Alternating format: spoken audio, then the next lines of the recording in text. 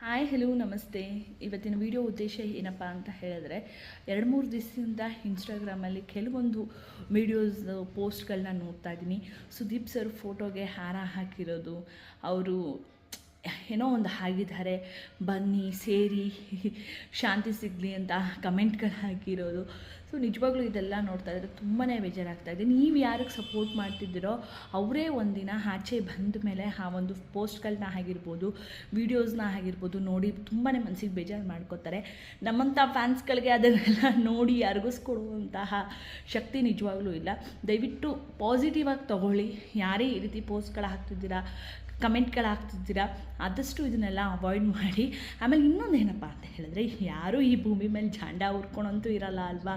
ಪ್ರತಿಯೊಬ್ಬರು ಒಂದಲ್ಲ ಒಂದಿನ ಹೋಗಲೇಬೇಕು. ಕೆಲವ್ರಿಗೆ ಬೇಗ ಬರುತ್ತೆ, ಕೆಲವರಿಗೆ ಲೇಟಾಗಿ ಬರುತ್ತೆ, ಅಷ್ಟೇ ವ್ಯತ್ಯಾಸ. ಇರೋವಂಥ ಜೀವಿಗೆ ಅಥವಾ ಅಷ್ಟು ಏನಂತಾರೆ ಹೆಸರು ಮಾಡಿರುವಂತಹ ಒಬ್ಬ ವ್ಯಕ್ತಿಗೆ ಅಲ್ಪ ಸ್ವಲ್ಪ ಆದರೂ ಮರ್ಯಾದೆ ಕೊಡೋದನ್ನು ಕಲ್ತ್ಕೊಳ್ಳಿ. 3 ತಿಂಗಳು ಶೋಗೋಸ್ಕರ ಜೀವನನೇ ಹಾಳು ಮಾಡ್ಕೊಳ್ಳೋಕೆ ಹೋಗ್ಬಿಡಿ. ಈ ರೀತಿ ಕಮೆಂಟ್ಗಳನ್ನ ಪಾಸ್ ಮಾಡಿಕೊಂಡು ಏನೇ ಆದ್ರೂ ಸಹ ನಾವು ನಮ್ಮ ಕಿಚ್ಚ ಸರ್ ಜೊತೆ ಯಾವಾಗಲೂ ಇದ್ದೇ ಇರ್ತೀವಿ. We all love you Kichcha sir.